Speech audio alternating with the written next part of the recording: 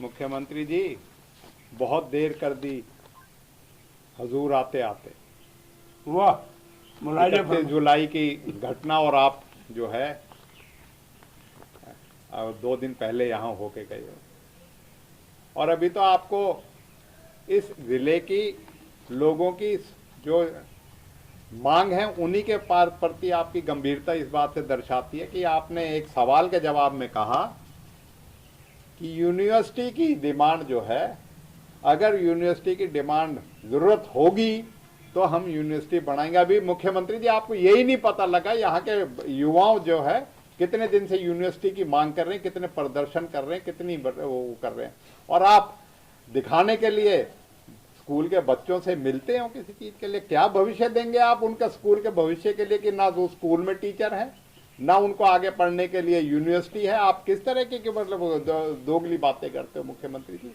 आज आपका जो पूरा जो एजेंडा है ना, पूरा आपकी जो कार्यशैली है वो पूरी तरह बेनकाब हो गई है, और इस तरीके से आप मेवात में आके लोगों से जो अगर इस बात तरह की बातें करेंगे कि अभी आपको यही नहीं पता लगा कि इनकी ज़रूरत क्या है, तो आपको कोई, मैं नहीं समझता कि आप यहाँ के इलाके की अभी जो है उनसे जो मांगे हैं उनसे आप रूबरू हैं। आप मैं समझता हूँ पूरे हरियाणा में जैसे कहीं बेरोजगारी की बात है, कहीं किसानों की बात है, कहीं कर्मचारी यूनियन की बात है, आपका शासन बिल्कुल विफल शासन है, और आपको इस बात के लिए हम कहेंगे कि अब मुख्यमंत्री जी, आपसे लोगों की विश्वसनीयता हरियाणा में भी नहीं रही और इस इलाके में भी। साथियों, आज की पत्रकार वार्ता में आप सभी का स्वागत है। मेरे साथ बहुत ही सीनियर पूर्व मंत्री और 4 बार के विधायक चौधरी मोहम्मद इलियास खान साहब, हमारे हाजी नईम अहमद साहब, हाजी बशीर, हमारे चेयरमैन आमिल, हमारे मास्टर जी भाई वहीद, हमारे रज़ा एडवोकेट साहब, चौधरी मेहताब, भाई इखलास अहमद, भाई आसिफ, भाई शकील, और हमारे भाई संजय, भाई अल्ताफ़, और सभी साथी हमारे फौजी खुर्शीद भाई, आप सभी का सबसे पहले आज हम पत्रकार वार्ता में हिंदुस्तान के बहुत ही स्वतंत्रता संग्राम के आंदोलन के बहुत प्रमुख स्वतंत्रता सेनानी शहीद अशफाकुल्लाह खान को आज उनकी यौम पैदाइश पे खिराज अकीदत पेश करते हैं, और आज़ादी के लिए सर्वोच्च बलिदान, उत्कृष्ट योगदान और उनकी क्रांतिकारी व्यक्तित्व ने जो देश में उस वक्त माहौल बनाया था, उसमें उनका हमेशा ये देश ऋणी रहेगा और उसे हमेशा हम याद करेंगे। साथियों, आप मीडिया के मार्फत से मैं आज प्रदेश के माननीय मुख्यमंत्री मनोहर लाल जी 2 दिन के नूह के प्रवास पे रहे थे।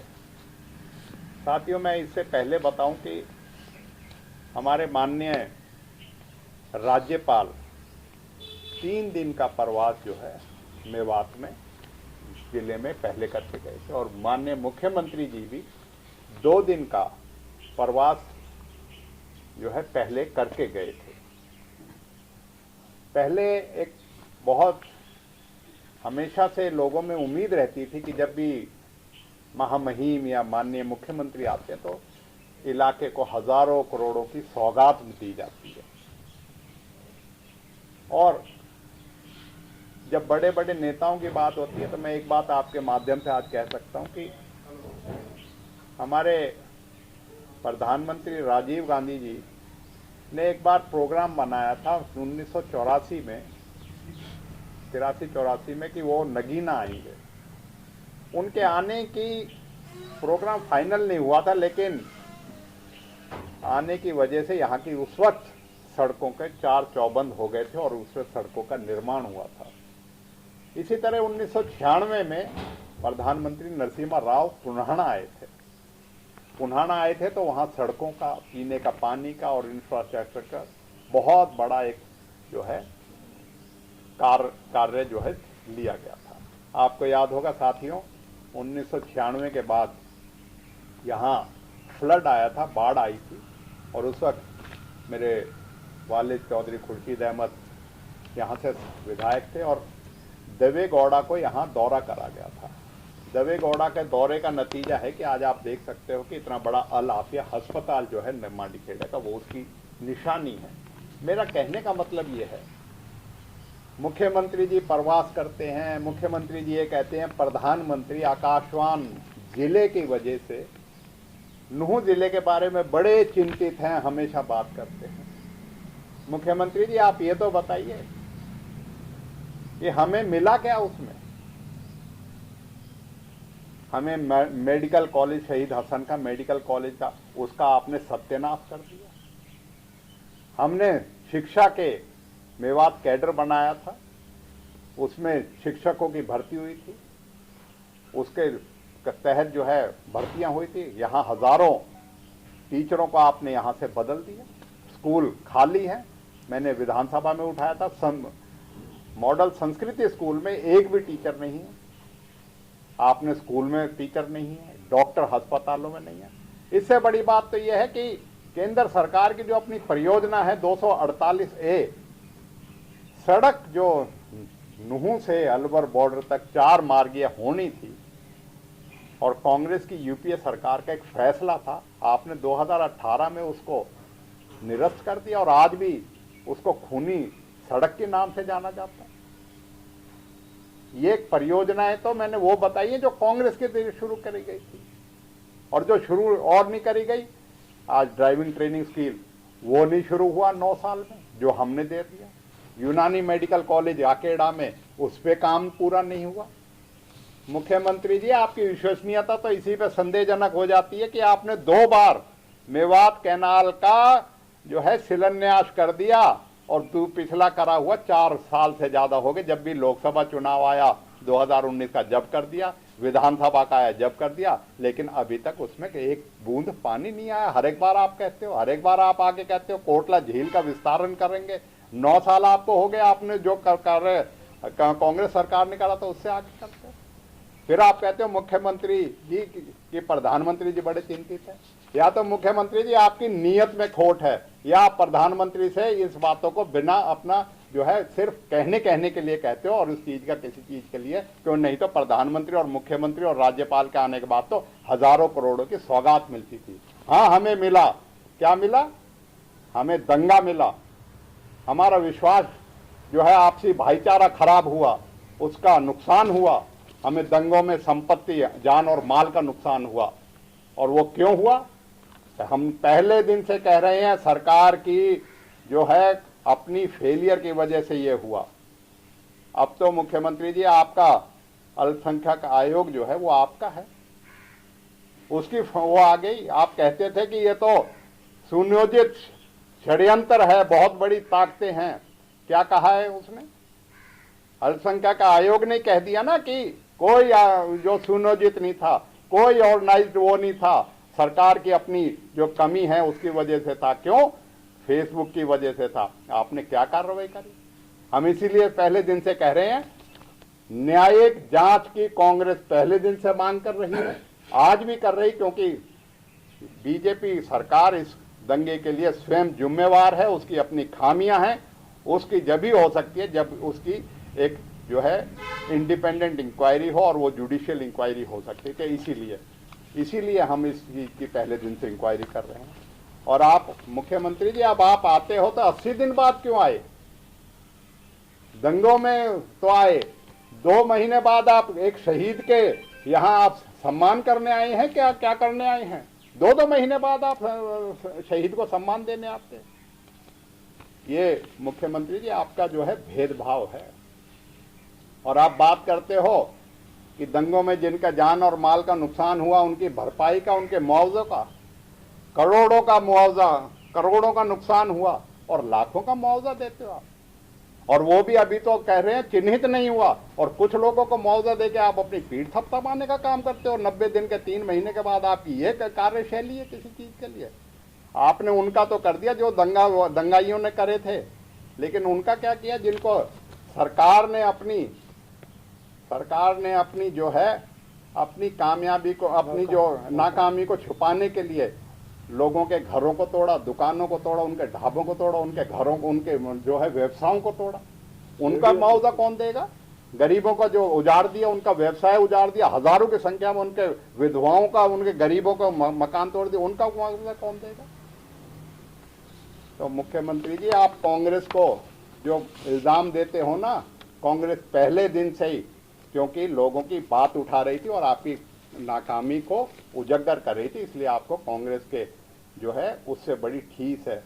और कांग्रेस ने अगर इस इलाके ने अगर कांग्रेस को वोट दे दिया तो उससे आपको इतनी बड़ी क्या उस बात से आपको दिक्कत हो रही है? कांग्रेस की नीति हमेशा से भाईचारे को मजबूत करने के लिए, विकास को मजबूत करने के लिए और इस इलाके का आपसी सौहार्द को मजबूत करने के लिए हमेशा रहा है। इसलिए कांग्रेस के साथ ये इलाका रहा है, आज भी है और हम आगे भी कहते हैं आगे भी रहेगा, क्योंकि कांग्रेस की नीतियों में यहाँ के जनमानस का अपना यकीन है। लेकिन आपकी जो कथनी और करनी है उसमें बहुत अंतर है, क्योंकि आपका विश्वसनीयता आपकी हर रोज जो है लोगों के मन से गिरती जा रही, क्योंकि आप कार्रवाई के नाम पे किसी चीज का नहीं करते। आज आप यहाँ आए, आप क्यों नहीं गए? जो एक और सोहना से परली तरफ एक बेचारा जो दंगों में गुजरा था, उसके घर क्यों नहीं गए? आप उन होमगार्ड के यहाँ जो अपनी ड्यूटी करते हुए जो गुजरा है उसके घर क्यों नहीं गए? आप क्यों नहीं गए उस मस्जिद के इमाम के जिसको गोली मार दी गई, मस्जिद फूंक दी गई और उसमें गुड़गांवा ही था, आप गुड़गांवा से ही तो आए थे, क्यों नहीं गए आप उनके यहाँ किसी चीज के लिए? आप कार्रवाई जो है क्यों पानीपत जाते हो? अगर यही करनाल में हो जाती तो अब तक मुख्यमंत्री जी 80 दिन बाद आते क्या यहाँ? अब मुख्यमंत्री जी अपनी जो कमियों, क्योंकि अल्पसंख्यक आयोग ने उनकी अपनी जो कथन था उसी को झुठला दिया। आज मुख्यमंत्री जी इन बातों को कहने के लिए यहाँ आते हैं और जुम्मे देते हैं कांग्रेस के ऊपर किसी चीज के लिए। आज साथियों, आपके माध्यम से मैं इन्हीं बातों को कहते हुए यही कहूँगा कि आज भी मुद्दे वहीं के वहीं हैं कि पीस कमेटी की मीटिंग तो दंगों से पहले भी हुई थी और जिस दिन दंगा हुआ उस दिन पीस कमेटी के जो थे वो कहाँ थे? उस दिन बाद में आए होंगे। क्यों एसपी को छुट्टी पे भेज दिया गया? क्यों पर्याप्त कदम नहीं उठाए गए? क्यों फेसबुक की सारी चैलेंजबाजी जिसकी जानकारी थी उनके बारे में क्यों पर्याप्त कदम नहीं उठाए गए? और उसके बाद होने के बाद कितनों की जिम्मेवारी और कितनों के खिलाफ कार्रवाई करी गई है कि जो कारण बने उन कारणों को मतलब सरकार ने क्यों नहीं जो है उचित कदम उठाए? उनको दोषियों को, जो कर्मचारी और जो थे उनको क्यों नहीं दोष कर दिया गया? हाँ, एक जरूर न्याय करा है इन्होंने, निर्दोषों को इन्होंने जरूर फंसाने का काम किया, जो मिला उन्हीं को कर दिया। इतिहास में शायद पहला ऐसा मौका होगा। 17 के 17 मुकदमों में 23 ऐसे लोग हैं जो नगीना में 23 लोगों को सारे मुकदमों में ले लिया और उस मुकदमे में एक ऐसा व्यक्ति भी है जो अपाहिज है 70%। ये खट्टर साहब, आपकी सरकार का पारदर्शिता है, आपकी सरकार की कार्यशैली की पारदर्शिता है। 70% जो विकलांग है वो भी 23 मतलब आरोपी में है, जो 17 के 17 केसेस में। ये आपकी है। आज भी प्रोडक्शन वारंट पे सबके फांसी लटका रखे, 4-4, 5-5 केस तो सब पे ही। आपने अपनी खींच उतारने के लिए एक विधायक पे भी झूठा मुकदमा करके आपने कर दिया। आप इस जो भी कार्रवाई हुई है उससे पूरी तरीके से आपकी जो विश्वसनीयता थी, आपकी कार्य प्रणाली पे बहुत गहरे प्रश्न चिन्ह लगते हैं और सवालिया निशान होते हैं कि आप दूसरों पे दोषारोपण करके अपनी जिम्मेवारियों से नहीं बच सकते। और इसी बात को कहने के लिए आज हम आपके बीच में आए हैं। साथियों, मेडिकल कॉलेज जो बना हमारा, उसकी दुर्दशा आपके साथ है। अच्छा होता अगर उस मेडिकल कॉलेज में बैठक की बजाय वहां मरीजों की दुर्दशा और बीजेपी के कार्यकर्ता मीटिंग लेने के बजाय वहां उसकी दुर्दशा के बारे में आप देखते। क्योंकि आप जो वादा करके पिछली बैठक में गए थे नूह में हमारे साथ, वो वादे ही पूरे नहीं करे, आप अपनी करे ही नहीं करते। गुड़गांवा कैनाल आप 2 बार करके उसको ही नहीं करते। तो इसलिए मुख्यमंत्री जी, आपकी विश्वसनीयता है नहीं और अपनी कमियों को कांग्रेस के ऊपर या यहाँ के लोगों के ऊपर करने की जरूरत नहीं है, क्योंकि ये यहीं के लोग हैं जिन्होंने इतनी कठिन परिस्थितियों में जो कोशिश करी गई भाईचारे को खराब करने की, उसके लिए यहाँ के लोग बधाई के पात्र हैं। उन्होंने अपना भाईचारा मजबूत रखा। एक भी ऐसी हिंसक घटनाएं पूरे ज़िले में नहीं हुई, जबकि आसपास के ज़िलों में चाहे पलवल हो, सोना हो, गुड़गांव हो, अन्य ज़िलों में कोई ऐसी कसर नहीं छोड़ी गई जहां मस्जिद को और किसी चीज़ को नुकसान पहुंचाने। लेकिन लोगों ने बड़ा संयम रखा, हरियाणा के लोगों ने संयम रखा। खाप पंचायतों का शुक्रगुजार करते हैं हम, किसान संगठनों का शुक्रगुजार करते हैं, आम जनमानस का शुक्रगुजार करते हैं कि वो भारतीय जनता पार्टी की नाकामी की वजह से जो यहाँ ये दुर्भाग्यपूर्ण घटना घटी, जिसकी जितनी निंदा करी जाए कम है। और हम आज भी मांग करते हैं दोषियों के खिलाफ जो है कार्रवाई करी जाए, लेकिन निर्दोषों को जो है अपनी विफलता की आड़ में उनको जो है तुरंत उनके खिलाफ जो है कार्रवाई को रोक के उनको जो है इंसाफ दिलाने का काम करें। मैं इसी बात को कहने के लिए आज आपके बीच में यहाँ हैं, और फिर से इसी बात को कहेंगे कि हमें पूर्ण यकीन है न्यायिक प्रणाली में।